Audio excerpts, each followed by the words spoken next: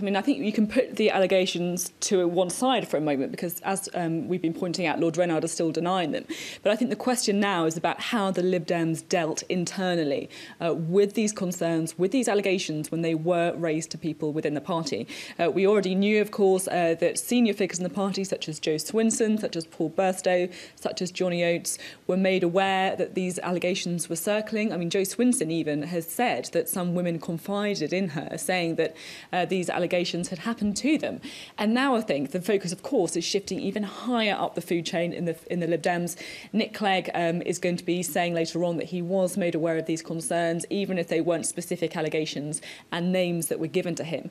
And I think what this will all come down to, really, is the investigations that were carried out at the time by the Lib Dems. Were they sufficient? Were they quick enough? Because the other interesting, I think, is that Nick Clegg is saying that he did act immediately and was told people that they should get on with this and look into it when the concerns and rumours, if you like, were raised to his private office those years ago. And I think it would be very interesting to hear exactly what happened there, if investigations were carried out, and why this hasn't come to light sooner.